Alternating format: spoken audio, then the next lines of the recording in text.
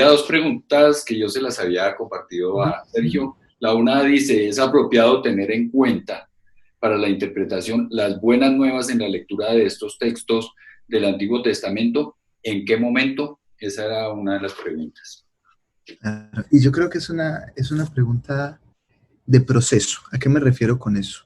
Lo primero de lo que hablamos la semana pasada es que cuando yo quiero leer algo, yo tengo que interpretar primero ese contexto que estoy leyendo, ese pasaje. A lo mejor esto funcionaría mejor con, con con un ejemplo, pero digamos que usted está interpretando el texto de Jonás y usted está intentando entender la caracterización que hace Jonás de la persona de Jesucristo. En sí, Jonás no habla de Jesús, si usted lo está leyendo en ese contexto mismo. Jonás es un texto autoritario, que hay gente que dice que es histórico, hay gente que dice que no es histórico, y que habla de un profeta y de la resistencia o la fidelidad de Dios a este hombre que él llamó, de cómo Dios lo sigue buscando cuando él se va a Tarsis, que Tarsis es el último puerto conocido del mundo. Y luego este hombre cae en su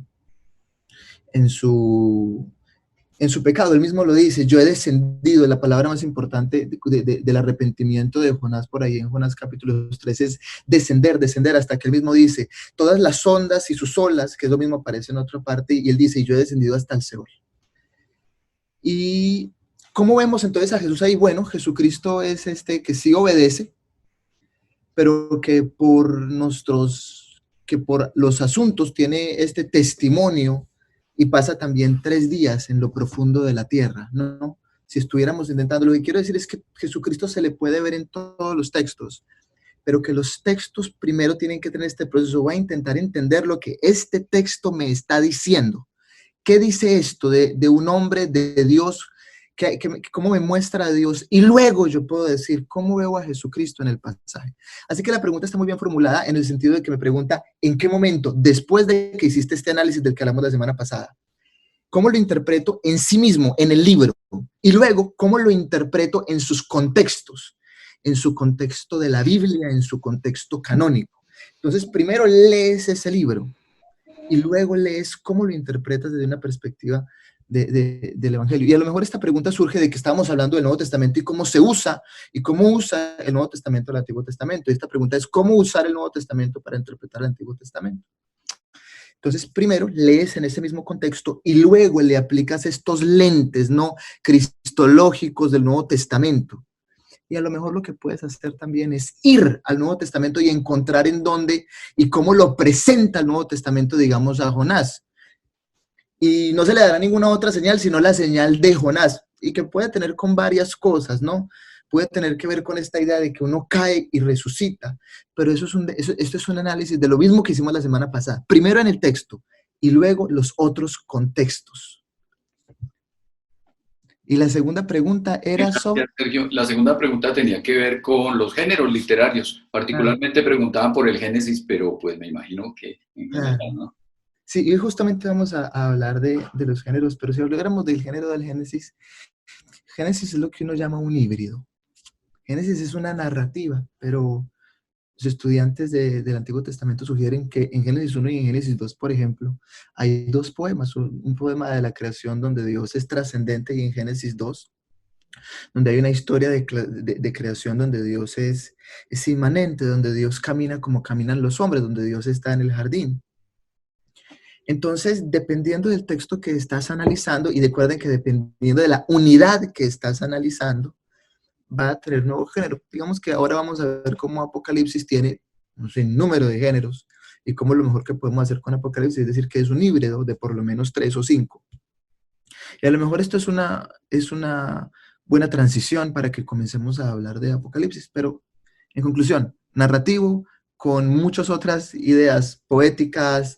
Si nosotros creemos en la historicidad de Génesis, creeremos que también esto es un texto histórico que igual está utilizando algunas ideas metafóricas para darnos mensajes. Dependiendo de cómo lo interpretamos, tomamos decisiones, y dependiendo sobre todo de los compromisos que tengamos en el río. Porque yo siempre digo, como es el pastor, son las ovejas. Una pregunta que uno tiene que hacerse permanentemente es, ¿Qué cree mi iglesia? ¿Qué creo yo por lo que creemos en mi iglesia? Entonces uno puede también preguntar, ¿qué creemos en el río sobre el Génesis? ¿Qué podemos hablar del Génesis? Porque en algún momento mencioné que los textos son polivalentes, pueden significar tantas cosas, tantas cosas. Entonces, a lo mejor ahora podemos hacer una transición, si les parece, a hablar de lo que Andrés me solicitó la semana pasada, que es hablar de los géneros y de cómo hacer algunas interpretaciones de Apocalipsis que nos den paso a lo que vamos a hacer. ¿Les parece? ¿Te parece, José? ¿Te parece, Andrés? Sí. Listo, súper. Entonces vamos a pasar entonces acá a interpretando Apocalipsis. Y yo antes tenía el River, pero dejé el río porque mi hermana me dijo, ponga el río. Yo dije, bueno, voy a colocar el río. Entonces, vamos a hablar de esto. Hoy hablaremos en general de género e interpretación de género. De forma, y forma es una palabra técnica para hablar de los diferentes tipos de géneros. Si usted está leyendo un texto de interpretación y usted ve esta palabra forma, usted puede decir, oh, estamos hablando en general, eso es a lo mejor a lo que tiene más aristas, pero en general se habla de género. ¿Cuáles son los géneros que vemos en la Biblia? Generalmente dividimos así la Biblia, en textos históricos, poéticos, de profetas mayores, profetas menores. Y luego entraremos al Nuevo Testamento con lo que nosotros llamamos como cartas, cartas generales, cartas específicas, textos históricos. La gente generalmente dice que el texto histórico del Nuevo Testamento es Hechos, ¿cierto? Pero Hechos es parte de Lucas.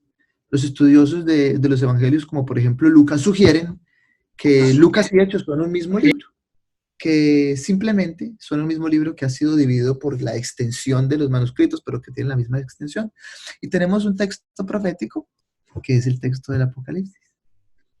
Entonces, hay un problema a la hora de acercarnos a Apocalipsis, porque lo primero es, ¿cómo sé yo cómo interpretar Apocalipsis? Yo necesito entender cuál es el género de Apocalipsis. Y los estudiosos suelen sugerir esto, que Apocalipsis es un híbrido del género apocalíptico, que no es tanto un género como es una manera de ver el mundo. Una manera de ver el mundo en la que se entiende que es como si nosotros estuviéramos viviendo en una realidad y que la realidad de Dios estuviese atrás. Y el género apocalíptico o esta worldview, la manera de ver el apocalíptica, es que se rasga el velo y vemos lo que es real, porque vemos lo que Dios está haciendo. Y por eso hay tantos apocalipsis, el apocalipsis de Enoc, que son todos estos textos que salen muy cerca de cuando se escribe el apocalipsis, pero que tienen otros intereses, pero que tienen esta misma manera de ver el mundo. Se habla de lo que Dios está haciendo, entonces aparecen estos viajes interestelares y vamos a ver a Dios. Luego está la profecía, como vamos a ver ahora el apocalipsis en varios momentos dice, tú profetiza, o el narrador va a decir, esto es una profecía. Entonces tenemos explícitamente un texto profético que lo tenemos que tratar como tal. Y hay un problema a la hora de entender la profecía, porque la profecía también tiene como 3 o 4 maneras de ser entendida. ¿Es la profecía el futuro? ¿Es la profecía un mensaje para la vida ahora? ¿Es la profecía un mensaje de los valores de Dios en resistencia contra el pecado? Entonces, dependiendo de cómo yo defino la profecía, voy a poder también analizar estos pasajes del Apocalipsis. Apocalipsis necesariamente también es una carta, sobre todo porque tiene cartas a la gente, pero también parece ser una carta general para todas las iglesias de todos los tiempos. Desde el día en el que Apocalipsis fue puesto en la Biblia, entendemos a Apocalipsis como una carta para la iglesia de todos los tiempos. Y luego es un texto litúrgico, porque tenemos mucha adoración y maneras de adorar a Dios. Y por último es un texto político. Y yo resalto una cita de Eugene Peterson en la que dice esto. El Evangelio de Jesucristo, como la gente conoce el mensaje de Jesucristo que se divide en todas las narrativas del Nuevo Testamento, incluyendo Apocalipsis, es más político de lo que la gente se imagina. pero de una manera que nadie adivina. Y lo que yo creo que él quería decir es de una manera que nadie presupone. Es político, pero no como usted cree. Es un texto político, pero no como uno lo entendería si yo fuera por la calle y le gritara a alguien, no, ¿qué es la política? La organización de los pueblos en cuanto a ciertas normas y que tiene ciertos líderes, agentes, activos, etc. No, no, no, no, no. ¿Qué es la política en Apocalipsis? El venir del reino de Dios que está invadiendo, quiérase o no, la tierra y todo lo que existe, donde hay un rey. Entonces, dependiendo de cómo uno entiende el pasaje que uno está utilizando, que uno está estudiando, uno llega a diferentes conclusiones. Entonces, una cosa que uno tiene que hacer, ¿se acuerdan cuando yo les dije que tenía que delimitar la unidad la semana pasada? Usted tiene que intentar ver la unidad. Por ejemplo, si dice, y entonces yo fui arrebatado al tercer cielo, usted dice, aquí comenzó un mensaje. ¿Qué es esto? ¿Cómo lo tengo que entender? Ahora vamos a ver algunos ejemplos. Yo voy a estar abriendo aquí Apocalipsis de una vez. ¿Qué hacemos a la hora de entender Apocalipsis? Perdón, que me falta una mayúscula. ¿Qué hacemos a la hora de entender Apocalipsis?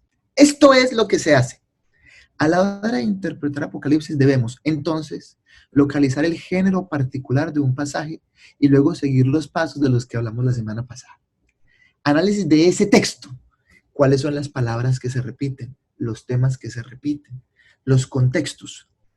¿Cómo entiendo esto a la luz de toda la Biblia? El género, el contexto de la escritura.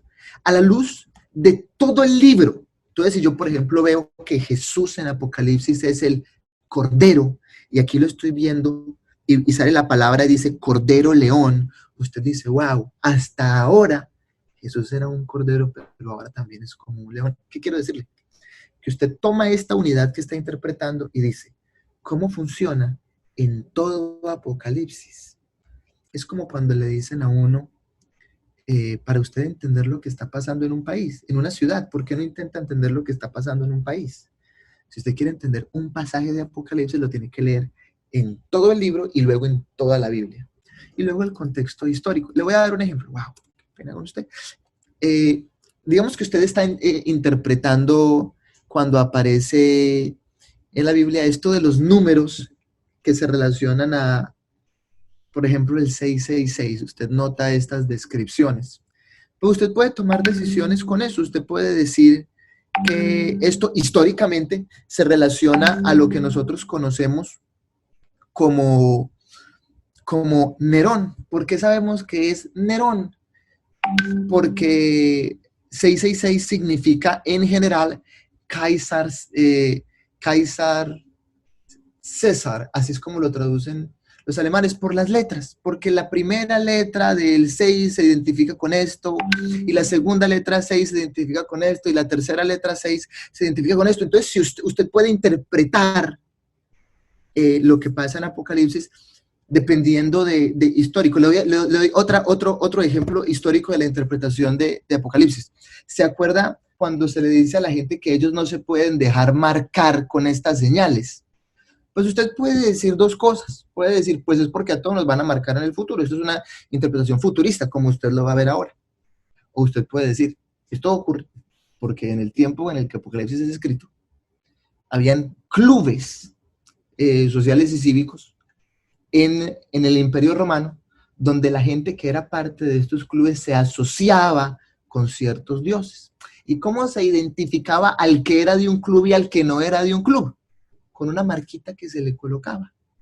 Entonces, si esa persona tiene esa marca, no pertenece a ese club y automáticamente entendemos que está adorando a los dioses que se adoraban, por ejemplo, en el club de los de los que eran pescadores. Y los pescadores tenían un sello y también adoraban a un dios. Los arquitectos o los woodworkers, los ebanistas, también tenían un sello y también tenían unos dioses a los que adoraban. Entonces usted puede hacer esa interpretación, usted puede sugerir, esto ocurre porque en ese tiempo había esto, y la siguiente pregunta es esta. ¿Qué nos dice esto a nosotros en este tiempo? Si yo entiendo que en ese tiempo se marcaba, ¿qué nos dice esto de nuestra adoración en este tiempo? Espero que no se me esté confundiendo o me puede ir haciendo las preguntas. Yo sé que a lo mejor es mucho que tomar, pero pero ahorita con los ejemplos espero darle un poco de claridad. ¿Para qué? ¿Para qué leo el Apocalipsis? Esto, la razón de existir del Apocalipsis es esta: para sostener al pueblo de Dios, especialmente en tiempos de crisis y particularmente en tiempos de maldad y de opresión. Se lo voy a volver a leer. Para sostener al pueblo de Dios, especialmente en tiempos de crisis, particularmente de maldad y opresión. Entonces, Apocalipsis tiene que ser leído de una manera que a usted le dé esperanza en la victoria de Dios. Cuando uno lee Apocalipsis y lo lee de una manera que uno sale más preocupado que alegre, entonces uno le dice, uy, pero es que viene esto y usted se va a ver atribulado y usted todo esto, usted se va a la casa peor de lo que llegó. Y Apocalipsis no cumplió su propósito generalmente, pues porque no lo leímos como lo teníamos que leer. A lo mejor lo intentamos ver algunas partes, pero la esperanza de Apocalipsis, la esperanza, yo recuerdo que Andrés, por ejemplo, dijo al principio que a veces leemos Apocalipsis porque queremos controlar o por un asunto de morbosidad. Yo quiero saber qué es lo que va a pasar porque quiero tener el control o porque quiero saber qué es lo que viene. Pero la verdad es que el Apocalipsis y la escatología, que es el estudio de los últimos tiempos de acuerdo a la acción de Dios, tiene que darnos esa esperanza, tiene que darnos fuerza, sobre todo si tenemos un tiempo difícil, cualquier cosa que estoy viendo. Y ahora vamos a ver algunas, tengo mucho material, pero a lo mejor lo que podemos comenzar es hablando un poquito de qué es el Apocalipsis. Y Apocalipsis justamente viene de una palabra que se escribe casi igual y que significa, en términos generales, revelación. El Apocalipsis de Juan. Entonces, cuando Juan está hablando del Apocalipsis, él está hablando de ¿qué? De una revelación, de como le dije ahora, de que vemos lo que está ocurriendo, pero es como si dijera, Dios me rasgó la realidad y yo desde ahora he podido ver la realidad según Dios. Si usted le quiere tomar una foto a esto, adelante. A lo mejor usted puede entender un poquito o lo puede volver a leer después para que no lo olvide, porque no lo quiero leer porque tengo muy poco tiempo. ¿Qué significa apocalíptico? Apocalíptico es una manera de ver el mundo. Una manera de ver el mundo en la que, como le dije, se abrió las telas y yo puedo ver. ¿Y qué pasa generalmente en estos textos apocalípticos? Hay animales místicos, hay ángeles, está Dios, está el enemigo. Casi siempre hablamos del final de los tiempos. ¿Qué textos usted puede decir, Sergio? ¿Y cuáles textos son apocalípticos? Los textos apócrifos, que son algunos textos que están en la Biblia católica. Vemos, por ejemplo, Segunda de Esdras, o como se le conoce académicamente, Cuarta de Esdras, que es un texto donde había un muchacho que se llama Esdras. Esto pasa siempre en el Apocalipsis. Los personajes tienen nombres bíblicos, entonces vemos al Esdras, y ese hombre Esdras actúa como si fuera el Esdras del Antiguo Testamento, y es un hombre santo, y ve al mundo, y quiere ver a Dios, y se encuentra con un ángel. Eso es lo que pasa siempre en los apocalipsis. Entonces, ¿por qué le digo esto? Porque nuestro apocalipsis, el apocalipsis bíblico, pertenece a ese grupo de textos apocalípticos. Es un texto que comparte sus características. Y aquí le tengo algunos ejemplos del género apocalípticos que tenemos en la Biblia. Daniel 7 al 12, Marcos 13. Que Marcos 13 se le conoce como el pequeño apocalipsis, ¿no? Porque pasan todas las señales del fin. También tenemos algo en Mateo y en Lucas. ¿Por qué sabemos que tiene género apocalíptico? Porque mire lo que pasa. Aparecen los ángeles. Como que se abren las cortinas. Dios aparece y comienza a actuar. El mundo comienza a verse diferente. Comenzamos a ver la realidad desde donde Dios está. Entonces, cuando Daniel tiene estos sueños, cuando esto pasa, cuando le preguntan a Jesús, ¿y qué va a pasar en el final de los tiempos? Y Jesús comienza a hablar de que se va a oscurecer. Comenzamos a ver el mundo desde la perspectiva de Dios, de una perspectiva cosmológica, de cómo las cosas ocurrirán según el control de Dios. Apocalipsis es un texto que desde la A a la Z comparte este género. ¿Por qué es tan difícil para nosotros? Porque como es único, si toda la Biblia fuera apocalíptica, nos sería más fácil, porque estaríamos acostumbrados.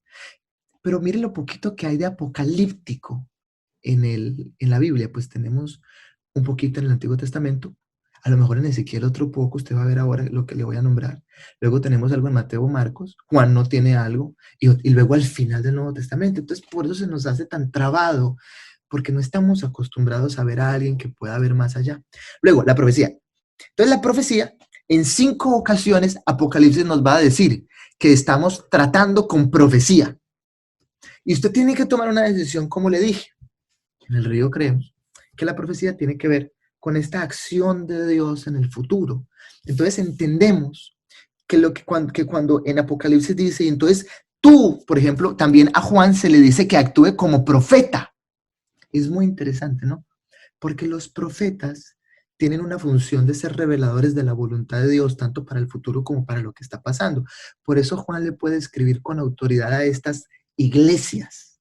¿Se acuerda? A estas iglesias que a lo mejor nosotros nos vemos imitados en esas iglesias, o nos vemos reflejados, pero por eso es que Juan también le puede hablar a esas iglesias, porque es un profeta desde la perspectiva bíblica, un profeta que habla a las condiciones de pecado e injusticia presentes, pero también a lo del futuro. Vemos que este hombre le habla a lo que está ocurriendo. Entonces no sé si usted se anima a que veamos algunos ejemplos ahí en su Biblia de cómo Juan nos invita a ver la profecía. Entonces vamos a ir acá. A cómo Juan nos va a mencionar de que tenemos profecías. Aquí hay una profecía, nos va a decir. Bienaventurado el que lee y los que oyen las palabras de esta profecía y guardan las cosas que están escritas en ella, porque el tiempo está cerca. Esto lo vemos de una. Comenzamos y ahora vemos que hay una profecía, pero es muy interesante, ¿no? Porque en el primer versículo nos habían dicho ya esto, la revelación de Jesucristo. Entonces usted le tendría que preguntar al Apocalipsis. Deténgase. ¿Usted qué es? ¿Es usted un apocalipsis en el sentido de que nos está revelando lo que está ocurriendo? ¿O es usted una profecía? Y Apocalipsis le contestaría, recuerde, yo soy un híbrido. Usted me tiene que interpretar de acuerdo a estas dos maneras. Intentemos ver un poquito más adelante. Vamos a ir acá rapidito. Y luego otra vez se nos dice por allá en el final del texto. He aquí vengo pronto, dice Jesucristo. Bienaventurado el que guarda las palabras de la profecía de este libro. Entonces pareciera que hay una caracterización general de que este libro es una profecía. También es algo pastoral, ¿no? Encontramos a estos hombres dando consejos y Jesucristo hablándole a las iglesias. Quita, pon, cambia, saca, dando órdenes del nivel en el que solo Dios nos puede dar estos mandamientos. Y luego tenemos a Juan también como profeta. Vamos allá también así como rapidito. En Juan capítulo 10, en el versículo 11. Vamos a ver, y él me dijo, es necesario que profetices otra vez sobre muchos pueblos, naciones, lenguas y reyes. Y la profecía, en este caso, como le digo, tiene que ser entendida como algo que va a pasar, pero también un llamado de atención de Dios por el pecado. Entonces, cuando usted lee la profecía, usted no puede solo leer el Apocalipsis diciendo, oh, esto es acerca del futuro, porque todo lo que Dios te diga de tu futuro en la Biblia siempre es así, tiene que ver con tu comportamiento presente. Siempre es un llamado, siempre tiene que ver con un llamado a la fidelidad. Esto te va a pasar, mantente en el camino. Esto te va a ocurrir, mantente en tu camino. Esta es la idea de Marcos, ¿no? Marcos, en donde tenemos el mini apocalipsis, la idea que más se resalta es seguir a Jesús en el camino. Todo mundo está en el camino con Jesús en Marcos. Jesús va en el camino y la gente se une a su camino. Entonces de eso trata la profecía. Ahora, aquí viene lo interesante. Aquí es donde usted esto le va a parecer más común. Han habido dos grandes maneras. Ahora vamos a interpretar 5 métodos, o vamos a conocer los 5 métodos con los que se ha interpretado el Apocalipsis, pero han habido 2 grandes maneras de interpretar el Apocalipsis. Primera, decodificar. ¿Cómo se entiende el Apocalipsis? Se entiende como un código, entonces se lo entrego y le digo, esto es como estos jeroglíficos en egipcio. Hágame el favor y dígame lo que esto quiere decir. Y como que le dicen a uno, y eso tiene un solo significado. Si hay una Babilonia, dígame quién es Babilonia. Si hay unos 1000 años, ¿cuándo comienzan? Deme una fecha. Entonces la gente arranca a decodificar. Entonces se lo pone y viene Apocalipsis y dice, pues eso quiere decir que el final de los tiempos va... Y la gente generalmente dice cosas como esta. De acuerdo a mis cálculos, El mundo se va a acabar allí, el anticristo es este, la Babilonia es esto, y estamos decodificando. Los reyes son esto, entonces los caballos son estos, los ángeles son estos, y entonces la gente dice, esto significa esto. Eso es lo que la gente generalmente hace a la hora de, de interpretar el Apocalipsis. ¿Cuál ha sido la otra manera? Actualizar. Y cuando hablamos de actualizar, lo que queremos decir es que miramos la Biblia y vemos el mensaje que tiene e intentamos practicarlo. Es algo mucho más pastoral. Entonces, si yo leo que Jesucristo va a tener un reino, yo comienzo a hablar de Jesús como un rey y comienzo a anunciar que el reino de Dios viene. Pero no estoy diciendo, sí, el milenio significa esto y van a ser tantos años, hay gente que dice que son 1000, hay gente que dice que son 3000, hay gente que dice que son tantos y realmente el milenio es este número y comenzará en esta fecha. Y entonces como que le entregan a uno una tabla de tiempo, prepárese. Yo me acuerdo que mi mamá me contaba que hace como 30, 40 años hubo un tiempo en las iglesias en los que la gente había decodificado el final de los tiempos y comenzó a girar por ahí que la gente tenía que salirse de la universidad, comenzar a evangelizar mañana porque Jesucristo va a venir mañana. Y luego entonces se dieron cuenta de que no fue así y cambiaron. Toda la gente en algún momento hace esto.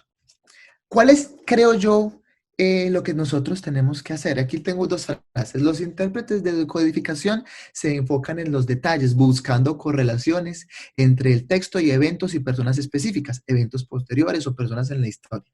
Los intérpretes actualizadores buscan transmitir el espíritu del texto, ejecutando lo que el texto dice. Si el texto dice que yo tengo que Jesucristo viene, yo me tengo que comportar, como le decía ahora, como que Jesucristo es rey. Y no importan las circunstancias, sino que nos vamos actualizando en las nuevas circunstancias.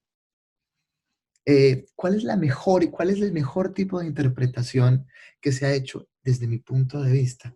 Una interpretación que está en la mitad, que decodifica, pero que no le va a decir a la gente, esta es la tabla del tiempo, sino que le dice, a lo mejor vamos a tener un milenio, vamos a tener una tribulación, esto es lo que va a ocurrir, y que lo que estamos buscando es ser cristianos responsables, viviendo hoy de una manera que sabe que eso va a ocurrir y que todo el tiempo está diciendo, pues esto, por ejemplo, entonces vemos una guerra, y Jesucristo por ahí nos dijo que iban a haber guerras.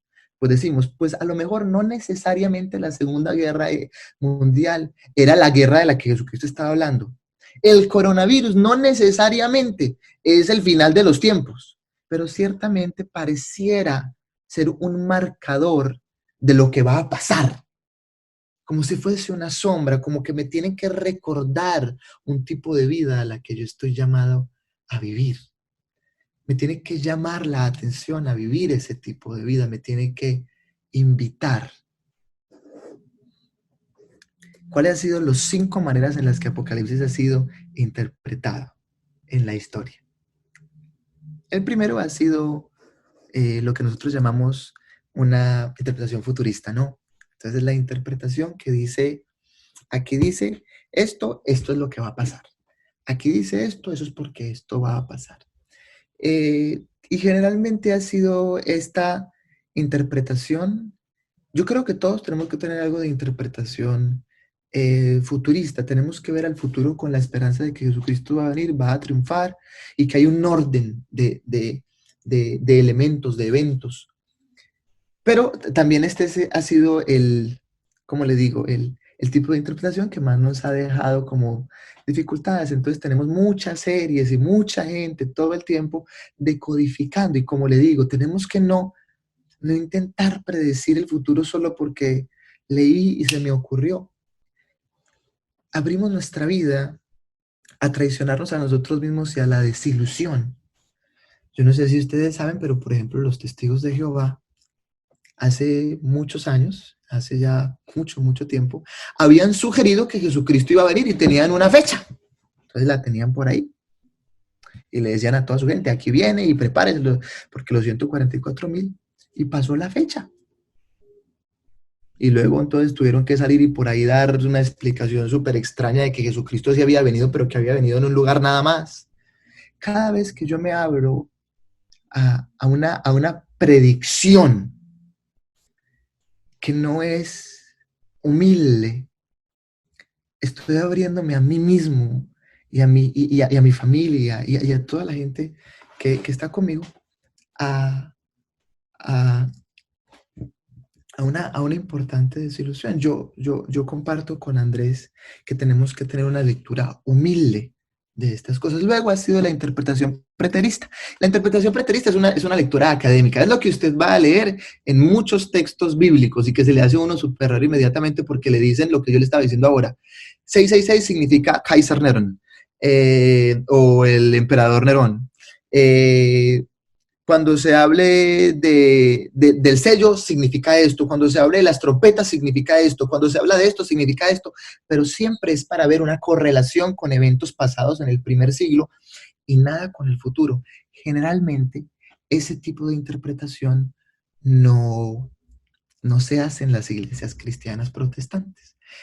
Se hace en la academia, en las universidades, en Alemania, en Estados Unidos, en algunos lugares en Italia, en Inglaterra en algunos lugares, pero no es la interpretación que hace la gente o los académicos que tienen compromisos como usted, con la Iglesia de Jesucristo. Estos tres tipos de interpretación que tenemos, la interpretación pastoral, es la interpretación en la que entendemos que Apocalipsis nos está llamando a un tipo de comportamiento. Esto es lo que nosotros llamaríamos también una interpretación eticista. Porque Apocalipsis dice esto, yo estoy llamado a comportarme de esta manera. Luego tenemos la interpretación teopoética. ¿De qué trata la interpretación teopoética? Hay verdades en Apocalipsis que se escriben de una manera apocalíptica, pero que son verdades llamadas a afectar a todos los cristianos de todos los tiempos hasta que se cumplan estos eventos.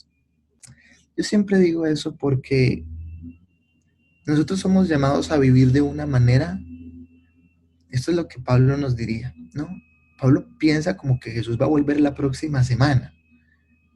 Es por eso por lo que Pablo, por ejemplo, le dice a la gente, bueno le fuera al hombre no tomar mujer, porque le está diciendo, ¿a qué se va a casar si el mundo se va a acabar mañana? Y hay gente que critica a Pablo, interpretación humanista, Pablo, estás equivocado. Yo no creo que esa sea la manera.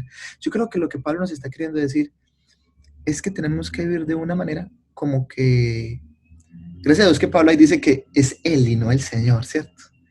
Ese es un consejo de Pablo y no de Dios. Pablo lo que nos está llamando a vivir es a vivir de una manera que tiene compromisos con la acción de Dios, con lo que Dios va a hacer en el tiempo escatológico. Un amigo mío siempre lo llama de esta manera, la parusía o la parrusía, que tiene que ver con esta descripción del propósito de Dios en el final de los tiempos.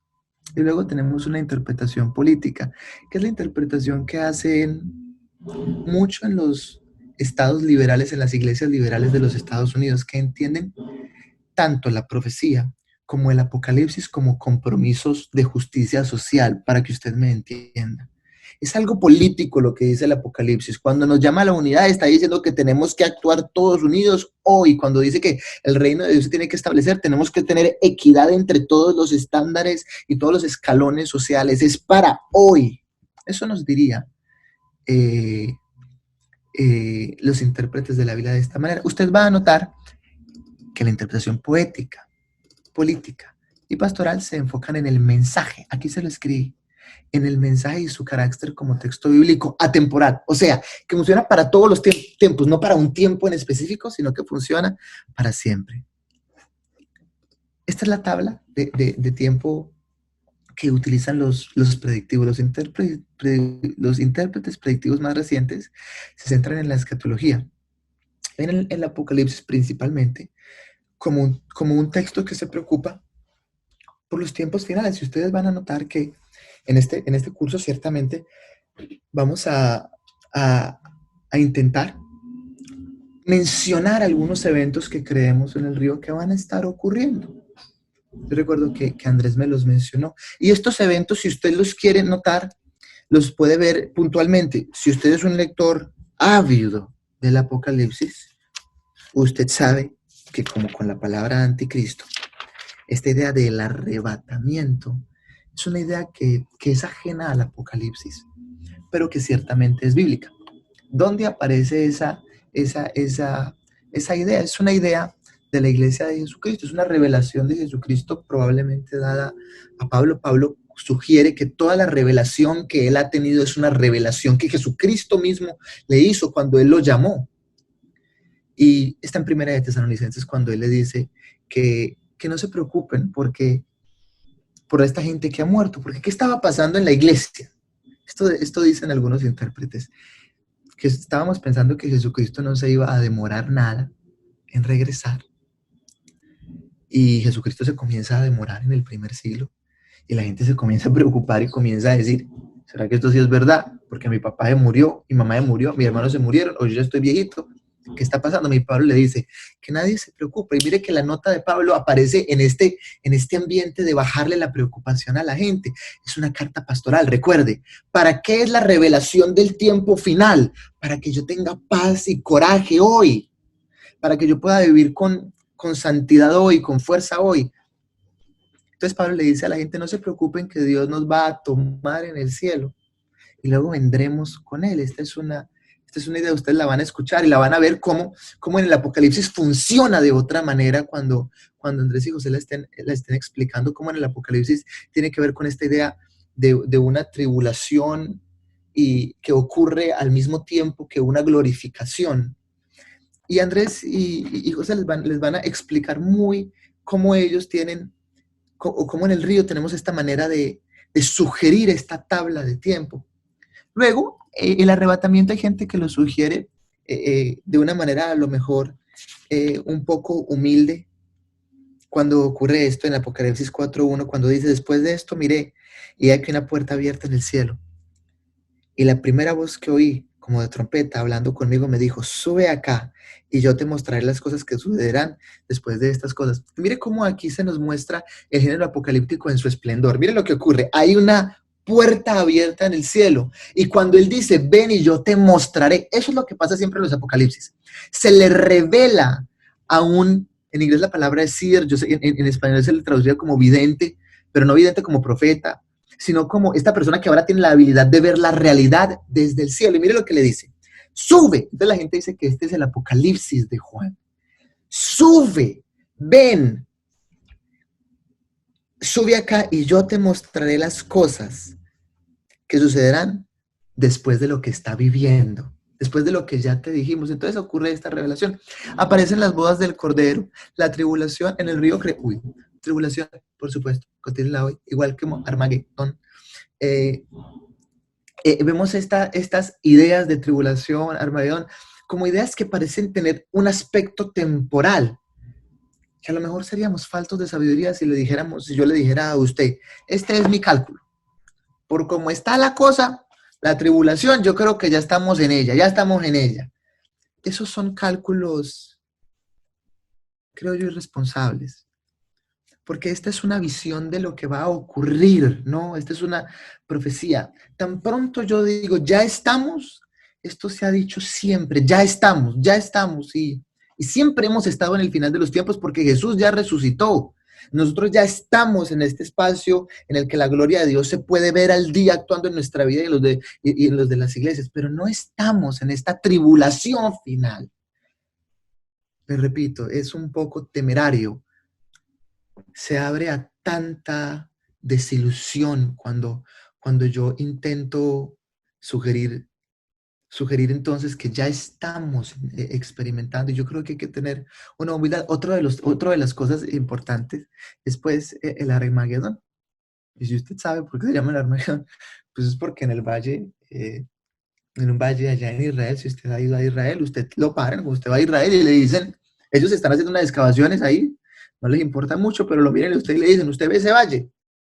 Ahí es, en ese pedacito. Y uno dice, ¿y cómo va a caber Dios ahí? Porque según la Biblia Dios es gigante, ¿no? Dios parece tener un cuerpo sobrehumano, si es que lo tiene. Dios es espíritu, ¿no? Pero cuando se le personifica siempre se le presenta como algo gigante. Y uno dice, ¿cómo va a caber en este pedacito? Y es porque, como le digo, a lo mejor aquí es donde tenemos que comenzar a hacer interpretaciones decodificadoras. Va a ocurrir una batalla que nos va a liberar para siempre, que va a terminar de actualizar lo que ya ocurrió en la cruz, y pareciera que tendrá una locación pero yo lo que creo es que simplemente es un lugar donde se nos está diciendo, tendremos una batalla que ocurrirá en la tierra. Va a haber un milenio, usted lo puede interpretar de varias maneras, usted puede decir son 1000 años, ni con un segundo más, ni con un segundo menos, o usted puede decir, como yo le sugerí en una clase, en el Apocalipsis, el manejo del tiempo es muy interesante. En un momento dice, y pasaron 30 minutos, y en otro momento dice, y pasó media hora, y en otro momento dice, y pasaron 15 minutos, y en otro momento dice, y pasó un cuarto de hora, y pareciera ser que lo que se nos quiere decir más bien es que hay como que una realidad que lo que le quiero decir es esto, el tiempo no, no parece ser fijo, sino que parece tener que ver con cantidades, poquito tiempo y mucho tiempo. Y una Nueva Jerusalén que parece personificar la acción de Dios de que viene, de que la presencia de Dios se será manifestada entre nosotros. Y yo creo que ahora vamos a ver, como me había dicho Andrés, algunos de los ecos que aparecen del Antiguo Testamento en el Nuevo Testamento. Esto es fundamental al Nuevo Testamento porque usted sabe que en el Nuevo Testamento, pues, que en el Nuevo Testamento y especialmente en el Apocalipsis estamos llenos de citaciones, referencias y ecos. ¿Cuáles son los textos que más se citan? Más de la mitad de las citaciones al Antiguo Testamento aparecen en Salmos, Isaías, Ezequiel y Daniel. Y usted lo nota. ¿Por qué justamente estos textos, no? Porque estos son textos en los que tenemos importantes descripciones, a lo mejor con un poco más de desarrollo de lo que Dios va a hacer en el último tiempo, ¿no? Uno puede leer, por ejemplo, el Salmo 101 y decir, yo soy el que no debe de aceptar que la gente mala se afiance en mi casa, o si fuéramos reyes diríamos en mi reino, como lo dice David. O puedo decir, Dios es el que no va a permitir que nadie que sea malo tenga poder en su reino. También vemos a Isaías también se le abre el mundo, ¿no? Y hay profecías de lo que Jesucristo hará en el final de los tiempos. Hay gente que lee Isaías y sugiere todo. Hay un profesor aquí muy importante de estudios bíblicos que sugiere, que él dice, no, ni necesitamos el Apocalipsis porque ya tenemos Isaías. Él ama tanto a Isaías que dice eso. Lo mismo se puede decir de Ezequiel y Daniel. Son textos que nos presentan perspectivas de los últimos tiempos y que son citados de dos maneras. Textualmente, literalmente, que sigue el orden exacto en la citación. Es casi que se hizo copiar y pegar. Y hay otras que son ecos. ¿Y qué es un eco? Cuando se parece la idea. Entonces, ahorita yo quería colocar ese ejemplo, no sé si voy a tener tiempo, pero hay unos momentos en los que, por ejemplo, se habla de 4 caballos, de 7 trompetas. Entonces, usted que es un lector ávido, dice, pues yo sé de dónde vienen esos 4 caballos y yo sé de dónde vienen esas 4 trompetas. Yo sé que esos 4 caballos, pues aparecen en Zacarías y que los colores son virtualmente los mismos.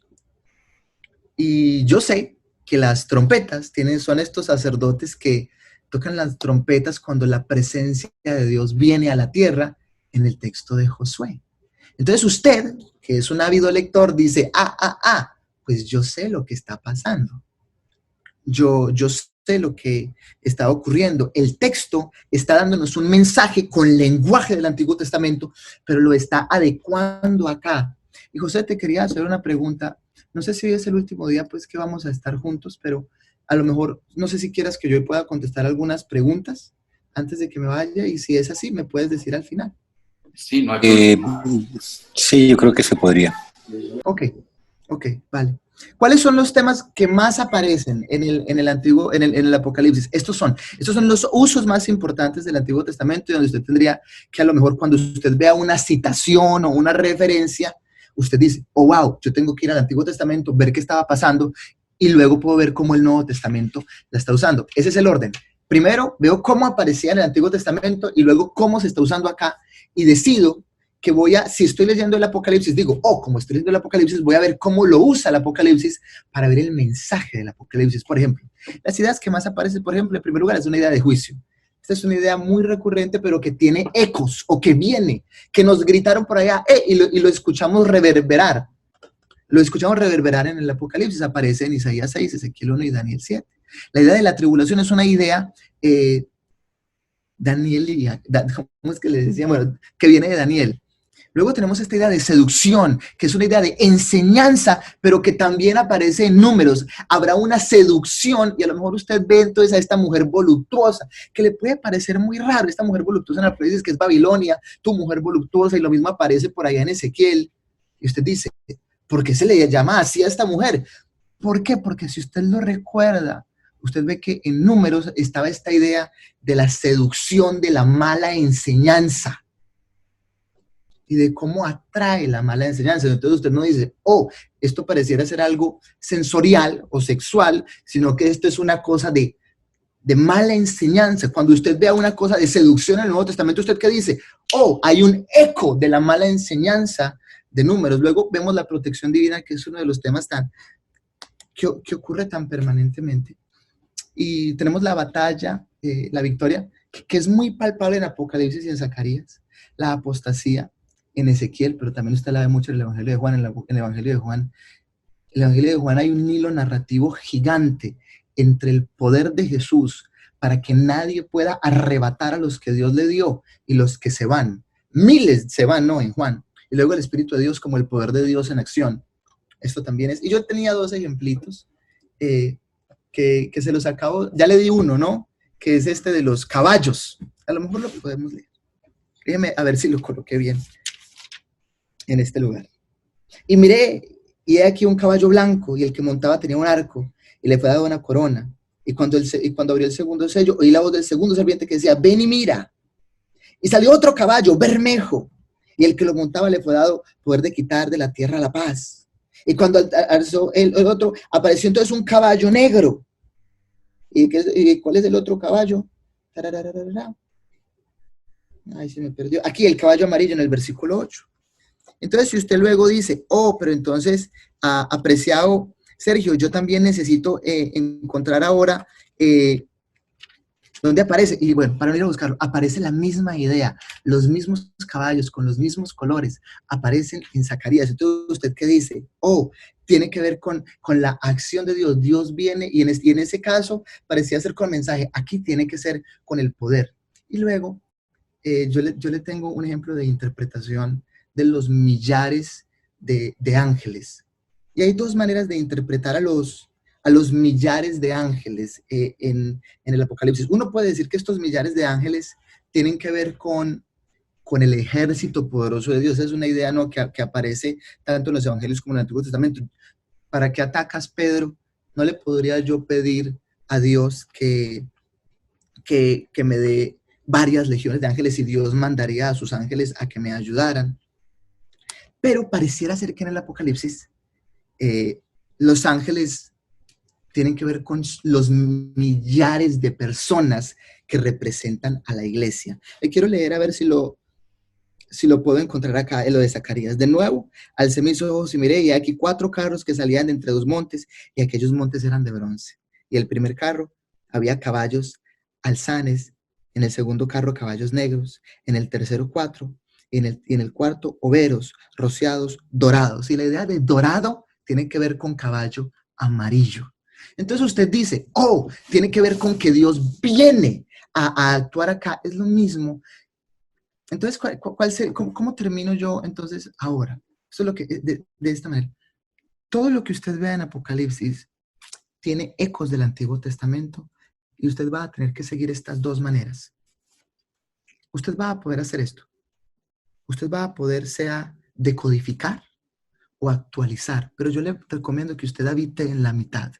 Actualice el mensaje de Apocalipsis a las circunstancias actuales y decodifique para el futuro con la mayor humildad que pueda. Y si hay alguna pregunta, pues yo supongo que las podemos tomar ahora. Sí, hay un par de preguntas, Sergio. Una dice, pero ¿cómo podemos saber cuando estemos en este momento de la tribulación? Claro, y entonces eso depende de tu interpretación. ¿Ok? ¿Quién es esta pregunta? Alejandra. Entonces, Alejandra, si tú tienes esta interpretación como la que nosotros tenemos en el río, probablemente tú ni te vas a dar cuenta de cómo estamos en la tribulación. Porque uno de los mensajes de la Biblia es que tú tienes dos maneras de verlo. Los pre-tribulación, los en tribulación, los post-tribulación. Y si queremos ser graciosos, podríamos decir los medio tribulación, los 3/4 tribulación, los que... ¿A qué me refiero con eso? Hay gente que ha intentado decodificar lo que sea.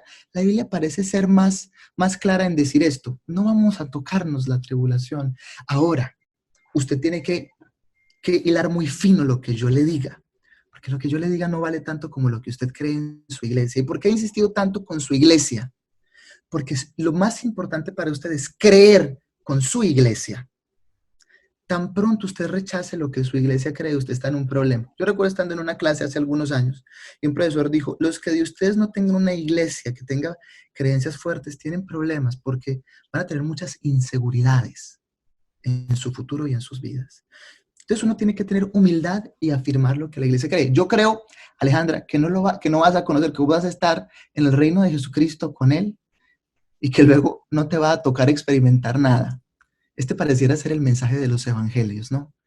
Si tú crees en mí, y este parece ser el mensaje de Pablo.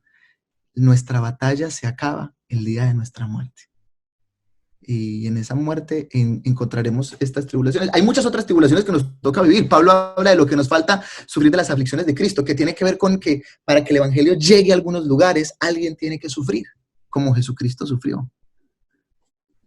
Entonces yo creo que no nos van a tocar esas tribulaciones tan horribles, sino que tendremos tribulaciones presentes de otro tipo. ¿Hay alguna otra pregunta?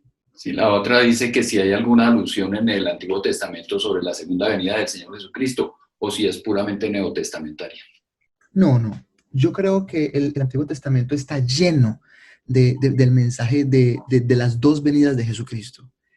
De que vendrá este rey con nosotros y que después ese rey va a tomar poder. Tú lo puedes ver, por ejemplo, cuando Daniel comienza a hablar. Dice esto, Daniel. Y dice, y había un anciano. Y con el anciano de días, uno que tenía la apariencia del Hijo del Hombre. Y luego dice esto. Y estaba el Hijo del Hombre. Y dice, y después de un tiempo, después de que hay un tipo por ahí que lo está insultando, dice, y el Hijo del Hombre tomó poder de lo que estaba en el cielo, en la tierra, debajo de la tierra y de todo. Eso es una alusión a la venida con poder de Jesucristo o a la toma de poder de Jesucristo. Yo estoy seguro que Andrés también va a tener algunos comentarios sobre esto después, pero yo creo que sí, el Antiguo Testamento está lleno también de alusiones a la venida de Jesucristo, a la permanencia de Jesucristo en la tierra y luego al poder de Jesucristo tomado. La otra pregunta dice, ¿cómo saber cuándo ya está el anticristo en el mundo? Claro, yo te voy a contestar lo que yo creo, pero me importaría mucho más saber lo que Andrés cree y lo que José cree.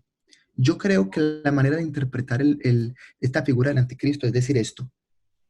Hablamos del espíritu del anticristo, ¿no? Y esta no es una figura de Apocalipsis, sino de primera, segunda y tercera de Juan. Y pareciera que cuando lo presenta primera, segunda y tercera de Juan, habla de un espíritu que mucha gente comparte. Yo tengo esta perspectiva. Han habido muchas personas a través de la historia que han tenido un espíritu parecido al que se describe ahí en Juan. Una cosa que se revela en cuanto a todo lo santo y en cuanto a los propósitos de Dios. Y uno lo puede ver, y uno puede arrancar a buscar candidatos. Y yo siempre digo esto, pues a lo mejor y sí, pero no es porque hay un anticristo, no. A lo mejor este tuvo algo, este espíritu demoníaco que quería oprimir a la iglesia y al mundo. A lo mejor y sí. Pero ¿quiénes somos nosotros para decir, este es? Nos podría pasar esto.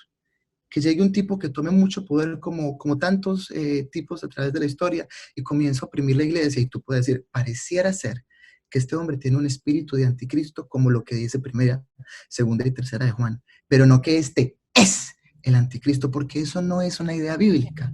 La idea pareciera ser esta idea de ola de gente que tiene estas características. Espero pues que esto... Bueno, no hay más preguntas por ahora.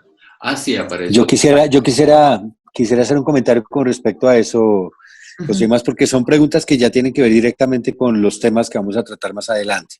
Entonces, cuando lleguemos a esos temas que se va a hablar del anticristo, que se va a hablar de la gran tribulación, ahí van a poder encontrar las respuestas a esas preguntas. Lo que dice Sergio, es completamente cierto. Ya, la tribulación, por ejemplo, depende de cuál es mi posición. Y es una posición que aquí vamos a tratar de exponer las diferentes posiciones que ha habido con respecto a la tribulación basados en la Biblia, y cada persona pues toma la decisión de decir, yo creo esta posición, yo creo esta posición y yo creo esta posición. Yo como pastor tengo una posición clara, y como iglesia tenemos una posición clara, que somos pretribulacionistas. Nosotros creemos que el rapto va a ocurrir antes de la gran tribulación. Por eso es que lo que Sergio decía, estoy muy de acuerdo, que tal vez no nos daremos cuenta, o que tú no te darás cuenta, eh, Alejandra, porque pues si creemos que el rapto será antes, pues no veremos la gran tribulación. Pero eso depende, y lo vamos a hablar más adelante. Lo mismo también con el tema del anticristo. Más adelante también hablaremos de las características de este personaje, y de acuerdo a la interpretación que estamos aprendiendo con Sergio, podremos dar respuesta no desde la parte especulativa, como lo dice Sergio, que es lo que ha ocurrido normalmente, y es decir, este sí es el anticristo. No, ha habido muchos anticristos, y hay sí, hay un espíritu de anticristo en la historia de la humanidad. Pero creo que el punto importante es cuidarnos de caer en el error de decir, este es el anticristo, o identificarlo como una persona con ciertas características, nombre y apellido. Me parece que es el error que se ha cometido por mucho tiempo. Bien, otra pregunta que aparece dice, en tu opinión, ¿qué tan cierto es que al haber aparecido Israel en 1948 quiere decir que estamos muy cerca del cumplimiento de los hechos narrados en el libro? Es una buena pregunta. Yo no sé, para ser súper franco.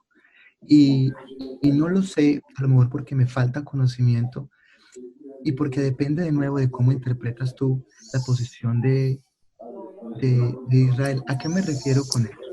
Si tú crees que Israel, que pareciera ser esta idea del Antiguo Testamento, ¿no? Que Israel tiene este rol de marcador. Entonces la gente dice, dependiendo de lo que pase con Israel, sabes lo que va a pasar con el final de los tiempos.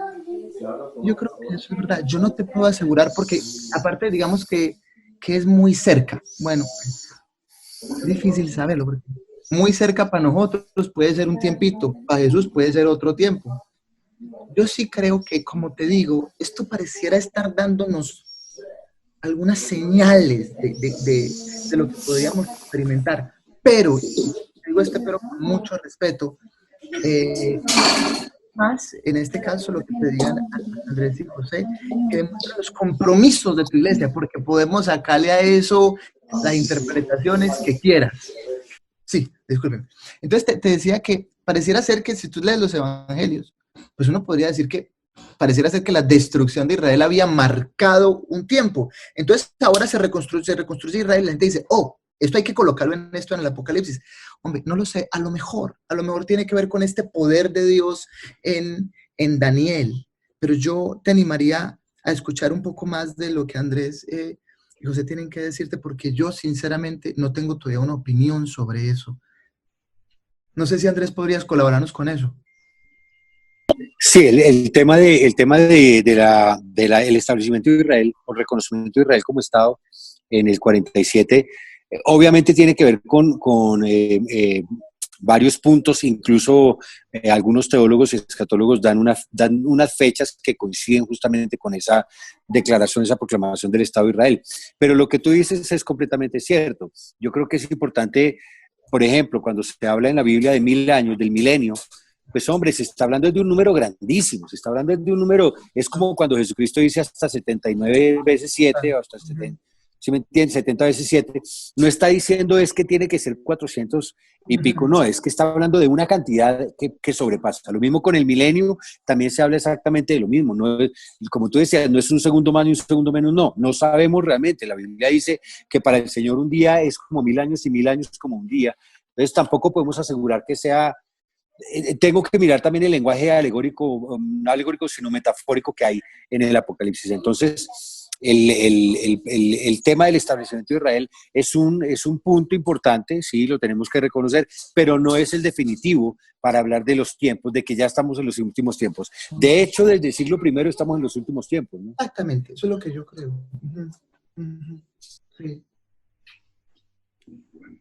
Sí. Sergio, muchísimas gracias. Hombre, para mí ha sido un honor estar con ustedes. Gracias por tenerme tanto. Muchas gracias. Los aprecio mucho, gracias de verdad. Muchas gracias, Sergio, por todo tu tiempo, tu paciencia, por todo compartir tu conocimiento. Y sí, evidentemente, más adelante estaremos volviéndote a invitar y a molestar, sobre todo cuando hagan preguntas. No, a mí es un honor. Un abrazo y que Dios los bendiga a todos. Que pasen una buena noche.